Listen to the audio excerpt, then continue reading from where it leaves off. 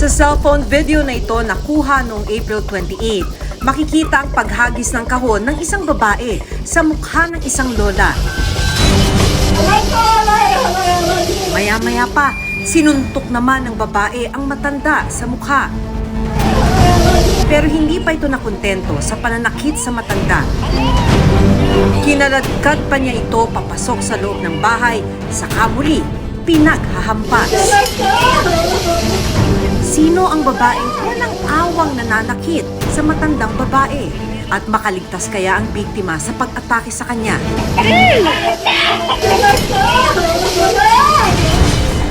Sa video namang ito, isang matandang lalaki ang makikitang naliligo sa sarili niyang dugo.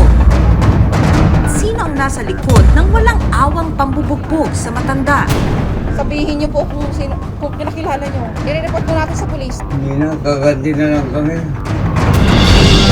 Paano mapoprotektahan ang mga matatanda laban sa ganitong karahasan? Sapat bang programa para sa kanila?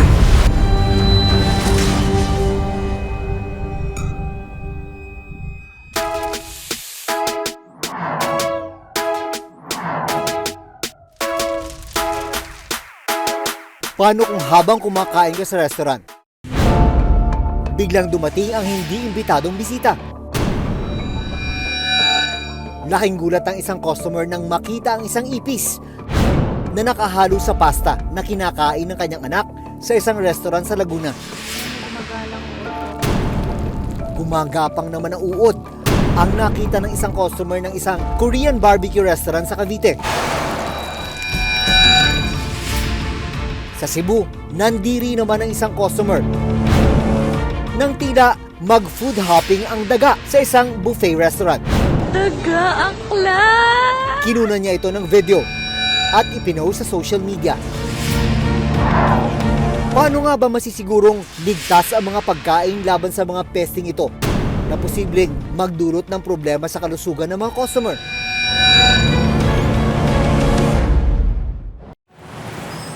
Sa pagsisiyasat ng Reporter's Notebook, nahanap namin ang lolang nakunan ng video habang sinasaktan dito sa Novaliches, Quezon City. Ang biktima, si Lola Yolanda o Yoli Canseco, 80 years old.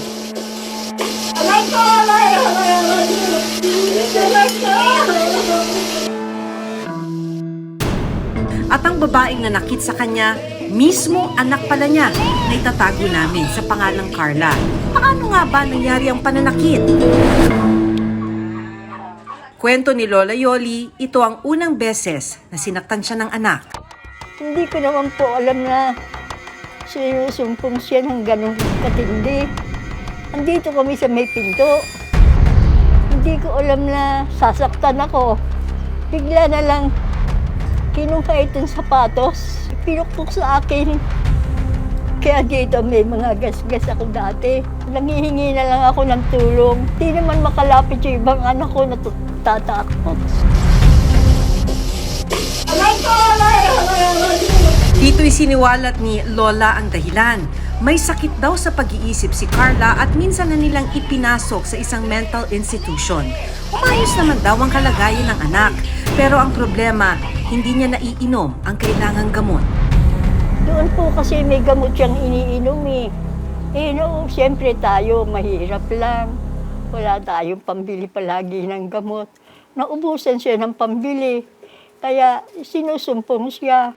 Si Carla rin daw ang kasama ni Lola Yoli sa bahay at nag-aalaga sa kanya. Mahabang panahon po ang pagsasama namin din sa bahay. Na hindi niya ako sinasaktan. Siya nagluluto ng pagkain namin. Siya nag-aasikaso sa akin. Pero marami ang nagtaka kung bakit hindi tinulungan si Lola Yoli ng mga taong nasa paligid habang sinasaktan ng anak.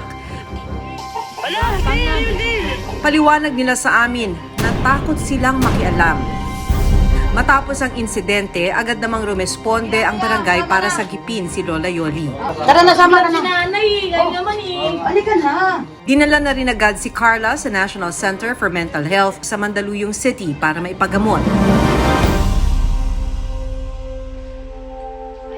Sa kabila ng naranasan, mas nangingibabaw pa rin daw kay Lola Yoli ang pagmamahal sa anak. sa paglayo sa akin ng anak ko.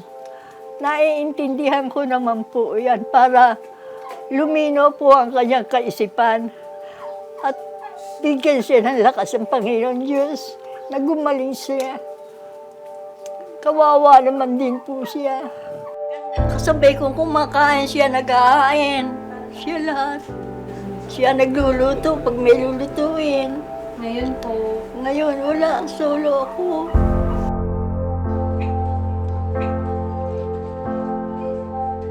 Namimiss ko rin po siya kahit nananakit siya na kahit sinaktan niya ako.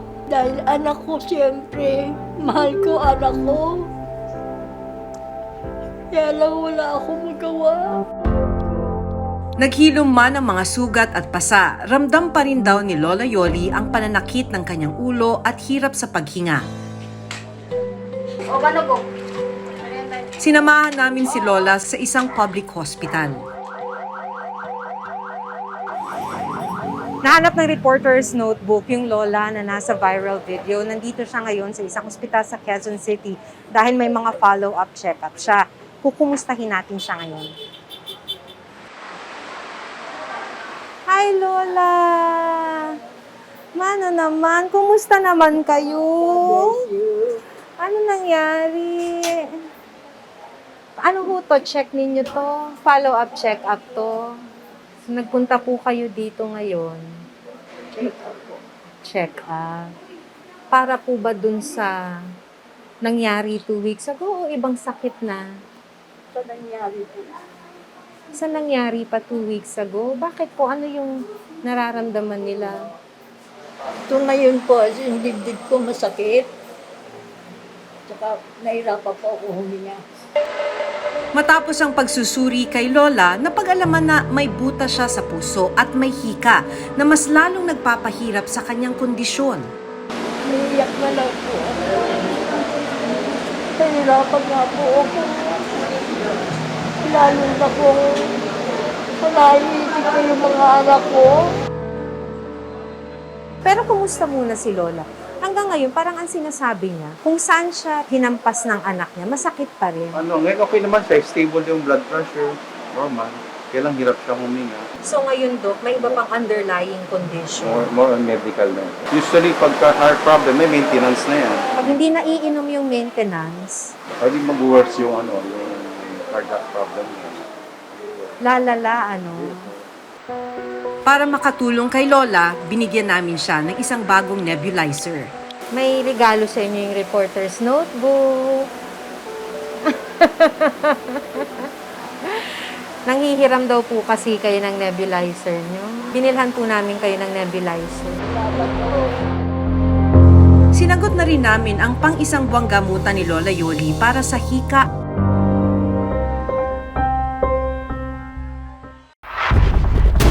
Malala rin ang sinapit ng isang matanda sa Nueva Ecija. Naliligo sa kanyang sariling dugo ang isang lolo nang maabutan ng ilang residente sa Rizal, Nueva Ecija. Sabihin niyo po kung kinakilala niyo. I-report po natin sa pulis. Hindi na, kaganti na lang kami. Paano nga ba niya ito sinapit? Nagtungo ang reporter's notebook sa Rizal, Nueva Ecija. Ang lolo sa video, kinilalang si Lolo Jomenador Tagarino, 82 taong gulang. Ang matanda, biktima pala ng pagnanakaw. Natangay sa kanya ang 20,000 pesos. Pero hindi pa nakontento ang suspect dahil walang awa siyang pinagbubugbog sa loob mismo ng kanyang tinutuluyang bahay. Tansya niyo po mga nasa ilang taon. Mahirap lang magsalita eh. Pero Tay, ganyan na itsura niyo. pero Sabihin niyo po kung kinakilala niyo. I-report po natin sa pulis. hindi na, kaganti na lang kami. Hindi po, tay. Ganyan po itsura niyo, Diyos ko. Agad namang ni-rescue ng Local Government Unit at Philippine National Police o PNP si Lolo para may paggamot. Na-interview namin ang hepe ng Rizal Police na rumisponde sa kaso. Talagang nakakaawa po yung kalagayan po ni Lolo Doming. So sa amin pong mga nakalap na impormasyon, si Lolo Doming po ay nagkaroon ng pera na kung saan ay kanyang naibenta yung lupa niya. Pinuntahan namin ang tinutuluyan ni Lolo Jomenador pero hindi namin siya naabutan. Nag-ikot kami sa bayan ng Rizal kasama ang anak ni Lolo na si Jing. Ay, oo, napunta na dito yan. Doon nga siya nakaupo kahapon kasi. Oh, Eh ngayon, ngayon lang yung nangyayap. eh oo kasi na kailangan nila. I-try mo natin sa Norte kasi pag umuwi ako gabi, nadaan ako yan sa Norte. Dito na namin nalaman na madalas na palang pagala-gala si Lolo Jomenador. Ang huli po naming balita ay nagpapakalat-kalat siya sa lansangan at nanghihingi ng limos. Matapos ang 6 na oras na paghahanap, bigo kaming mahanap ang matanda. Kinabukasan, isang tawag ang natanggap ng aming team mula sa Rizal Police Station. Nahanap na si Lolo Jomenador. Nakausap namin siya sa pamamagitan ng video call. Pinasok ako ng masasamang loob. Kinuha ang pera ko. Binukbukil pa ako. Pagka gumalaw ko, sinasaktan ako. Talagang papatayin ako. Sa tindi raw ng pambubugbog, pumutok ang ulo at noo ni Lolo Jomenador. Nagala ko yung oras na yon, hindi na ako babahay na at talagang mahirap na hirap ako. Lahat ng mga damit ko dun sa loob, puro dugo. Kaya ang alam ko, hindi na ako babahay. Patuloy na iniimbestigahan ng mga pulis ang nasa likod ng pananakit sa matanda. Unang-una po, nais nating ipabatid sa mga may sala na ang batas po ay umiiral at hindi sila makapagtatago dito. So sa ilalim po ng aming pamamahala dito sa Rizal Municipal Police Station, hindi po kami titigil hanggat hindi natin nalalaman kung sino ang may sala at pananagutin po sila sa batas. Nagpapagaling pa rin sa ngayon si Lolo. Makabubuti raw sana kung madadala sa isang home care facility si Lolo Jomenador, pero limitado ang bilang ng ganitong pasilidad. Sa buong bansa, nasa halos 100 lang ang home for the aged na pinapatakbo ng gobyerno. Ang ilang non-government organization nagtayo na rin ng pasilidad. Tulad na lang ng napuntahan namin sa San Jose del Monte, Bulacan. 7 matanda ang inaalagaan ngayon dito. So, dito sa apartment na ito, 4 na lola. Si Lola Benelda na maganda naming lola. So, ito yung recipe nila sa araw-araw nilang kinakain. Siya ang pinakamatagal na dito sa group home. Siya din ang pinakamataas na edad na. Isa sa mga kinupkop ng shelter ng Coalition of Services of the Elderly o COSE, si Lola Benilda, 85 years old. May isang anak ako. Matagal na naghiwalay kami mula nag-asawa siya. Hindi siya dumadalaw dito. Hindi ko alam kung buhay pa o ano. Paliwanag ng COSE, hindi lang pisikal ang pang-aabusong nararanasan ng ilang matatanda dahil isa sa matinding uri din ng pang-aabuso sa kanila ay ang pag-abandona. Iba-iba yung klase ng abuso na nararanasan ng mga tao, especially mga older persons. Yung pinakamasaklap na abuso nangyari sa mga older person, yung rejected ng family, pinalayas ng family, sobra yung epekto sa kanila. Abuse na yan eh. Kung bakit sila nandito, dahil na-abuse talaga sila. Sa pag-aaral ng World Health Organization o WHO noong 2021, isa sa kada 6 na senior citizen ang nakararanas ng iba't ibang uri ng pagmamaltrato o pang-aabuso. Nitong 2022, ipinanukala sa Kongreso ang House Bill 5116 o Senior Citizens Protections Act. Naglalayon itong gawing krimen ang pang-aabuso at pag-abandona sa mga senior citizen. Kasama rin sa panukalang batas na ito ang pagpapatatag ng National Senior Citizen Help Hotline na maaaring libreng ma-access ng mga biktima ng pang-aabuso. Bubuo rin ng Senior Citizens Help Desk sa bawat barangay na pwedeng takbuhan ng mga biktima 24 oras. Isigurado na implement, kailangan lagyan ng ngipin talaga yan. Kasi kapag hindi natin binigyan ng diin yan, ng mga batas na ginagawa para sa nakatatanda, hindi mangyayari. patuloy pa rin yung pag-a-abuse. Kailangan na may ipatupad na batas para katakutan yung mga nang-aabuso. Bago kami umalis sa shelter ng Kose, may isang hiling si Lola Benilda. Nakiusap siyang humingi ng tulong para mahanap ang kanyang anak. Ano po bang pangalan ng anak niyo? Angelito Pulgarcio. Inaano ko lang sa pagdarasal na yung silang mag-asawa, magduwa, idalawin ako. Dinadasal kayo, makita kami mag-ina. Ang mga tulad ni na Lola Yoli at Lola Dominador dapat inaalagaan na. Pero sa mga pagkakataong nakararanas sila ng kalupitan at pang-aabuso sa loob o labas man ng tahanan, importanteng mapadali ang sistema ng pagsusumbong para mas mabilis ang pagtulong sa kanila. Sakaling makaranas ng pang-aabuso, humingi ng tulong sa mga otoridad. Ako si Maki Pulido at ito ang Reporter's Notebook.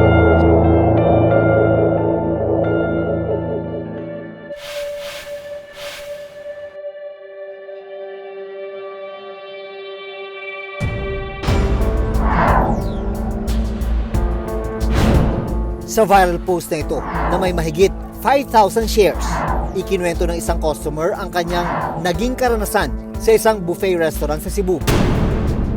Habang kumakain daw sila ng kanyang pamilya, laking gulat nila na makita nila ang isang daga sa kabilang mesa. Daga akla! Dito na siya nagsimulang kumuha ng video at mga larawan. Makikitang ginangataan ng daga ang mga tirang pagkain sa mesa.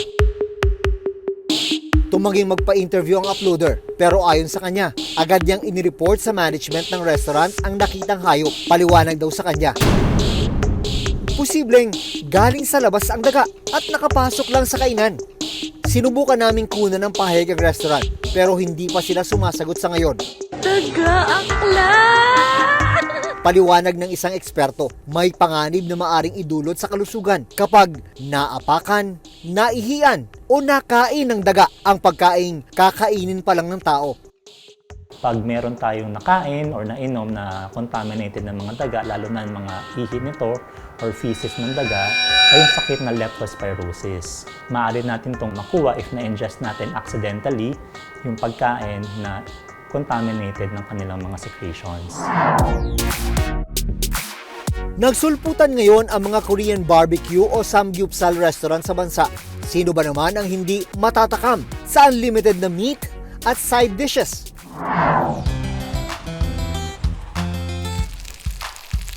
Kaya na mag-open ang samgyeopsal restaurant sa lugar nina Crisel sa Naik, Cavite. Agad nila itong sinubukan. Gutom na gutom po kami ng kasama ko. Doon po kami kumain, kaming dalawa lang po. Pero iba raw ang kanilang naranasan. Habang niluluto ang kanilang samgyeopsal nitong May 4, inakala raw ni na Crisel na taba ng baboy ang puting bagay. May gumagalang uod po. Kung nakikita niyo naman, hindi niya alam kung saan siya pupunta. Pero laking gulat nila nang bigla itong gumalaw. Hinihintay kong maluto yung meat. Parang may gumagalaw siya. Akala ko yung taba lang, yung kulay puti. May gumagalang uod po. Kung nakikita niyo naman, hindi niya alam kung Ang inakalang taba, isang buhay na uod pala ang biglang gumapang sa niluluto nilang karne. Binidyohan ko po agad para may pruweba po. Kasi kung sa salita lang po, baka hindi po maniwala yung waiter. Tapos nanguya pa po siya noon. Pero yung kinakain po niya yon bago niya makita yung uod, yun po yung luto na, yung nauna. Agad nilang tinawag ang waiter ng restaurant. Tinanggal niya naman po, tas pinaltan. Sabi lang po sa amin, pasensya na po, magkatabi po kasi yung meat tsaka yung lettuce. Kaya siguro na lagyan ng uod. Natin, may gumagalang uod. Ang sa akin lang po, mo ba? maging aware din po yung ibang mahilig kumain sa samgyup. At least nga po, hindi po kami galit eh. Pati hindi ko po sinabi yung pangalan ng restaurant po, kung saan. Nitong nakarang Miyerkules, pinuntahan namin ang mismong restaurant. Nagpaunlak ng interview ang may-ari, pero hiniling niyang itago ang kanyang pagkakakilanlan. Sa pagkakaalam mo ba, ano nangyari nung May 4? Ang side po namin is sila lang po yung nagreklamo po na meron po silang nakitang uod Sa dami-dami pong kumakain sa amin. Simula po umaga hanggang gabi, hanggang mag-closing po kami. Sa atin, ayan, may gumagalang uod po. Pero bakit nagka-uod? Paano nagka-uod? Ayun nga po yung question, sir. Hindi ko po masasagot yan about that. Kasi sa loob naman po, sobrang dami na po namin empleyado, especially sa kitchen. Talagang chinecheck po namin talaga bawat yung binibigay namin. Nalaman din namin wala palang permit mula sa LGU ng Naik ang restaurant. Wala pa po din na, pero nagko-complain na po kami, sir. Nagka-process na po. Ibig sabihin ngayon pa lang kayo nagpo-proseso ng mga requirement? Opo, sir. Kasi sobrang busy po talaga. Susunod, nadismaya rin ang isang customer ng isang ipis naman ang nakita niyang nakahalo sa in-order na pagkain.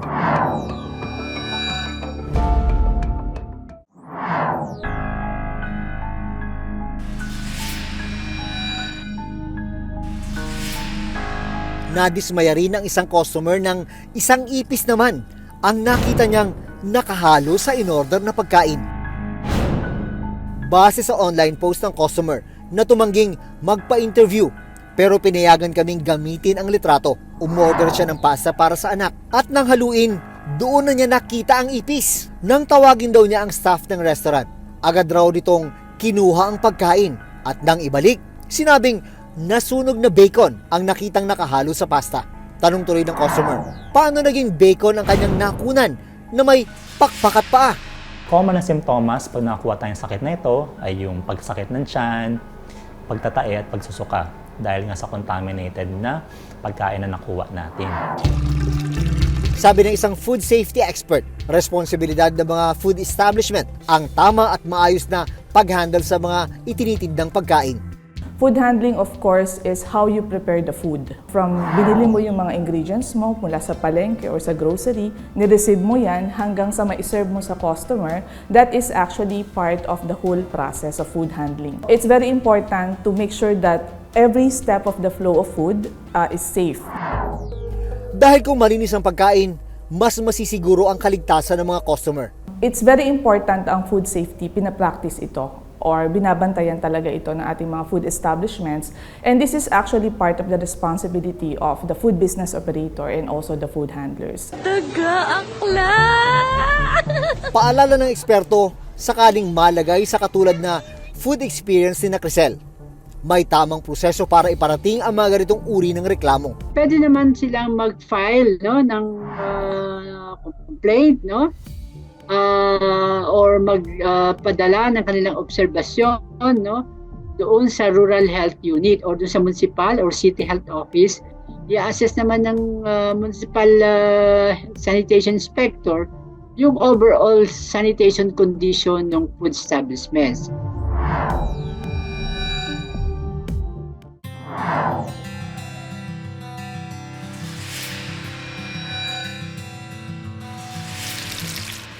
Sa huli, mahalagang maging maingat ang mga kainan at restaurant sa mga inihahandang pagkain. Lalo't buhay at kaligtasan ang nakataya sa bawat pagkaing kanilang inihahain. Hanggang sa susunod na Sabado, ako si Maki Pulido. Ako si Jun Veneracion at ito ang Reporter's Notebook.